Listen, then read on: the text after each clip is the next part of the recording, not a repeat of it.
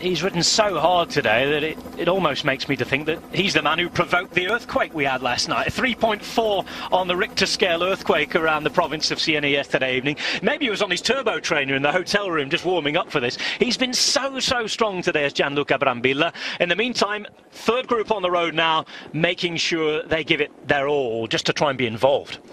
I'm not too sure all of them are giving their all. They're more interested, as I said before, looking at each other rather than kind of helping each other.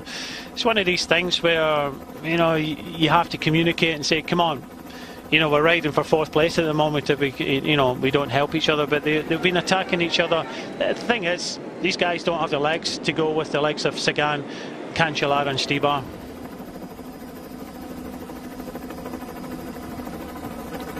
2 kilometres to go. Cancellara starting to worry a little, starting to really chase it down. The gap has grown.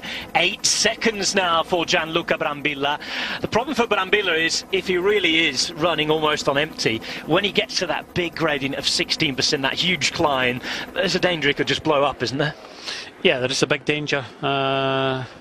Ulisi now coming towards the front. One of the local riders that we kind of pinpointed it could have an outside chance. He was in the group of on his own for Lampre, no other teammates.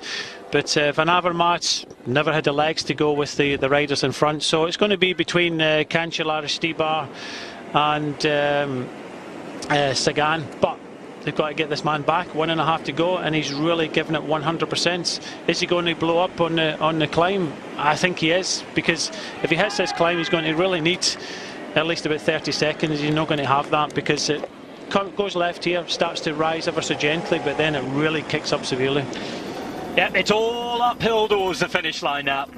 Cancellara chasing 8 seconds behind. He's the man in the white and black. 1.4 kilometres to go. In the middle you have the world champion Peter Sagan. At the back, naturally, because his teammates out in front, you have the defending champion Zdeněk Stybar.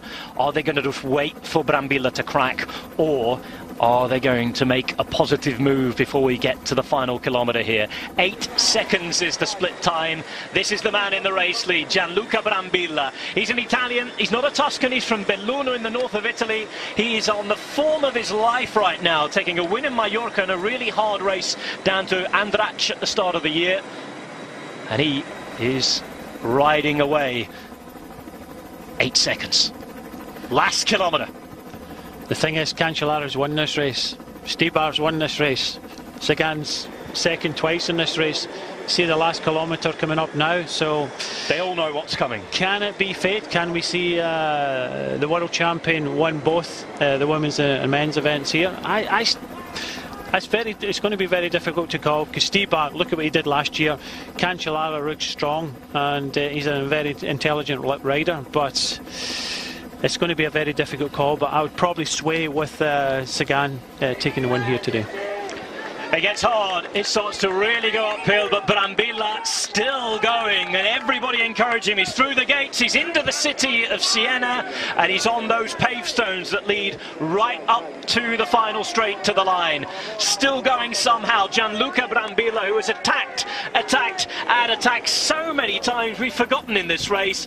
Cancellara at the moment leading them up, with Sagan waiting behind. And remember, already one Rainbow Jersey victory today. That was Lizzie Armitstead in the first ever Women's World Tour race. Here's the climb, here's the big gradient, 16% now for Gianluca Brambilla. Fans riding and lining the road all the way up. This is hard, and this is the biggest test of the day for a man who's passed just about every single exam that they've thrown at him since the start of the day. Over 4.5 hours riding. It's been windy, it's been miserable, we've had rain at times, and Brambilla's still going. Listen to the noise, Brian. I tell you what, he's hanging in here. He's no reaction from behind, absolutely no reaction. Cancellara, Sagan and Stybar. He only has to get up just as far as the eye can see, and then it goes right and it eases off a little bit. What a tremendous ride this is from this young man.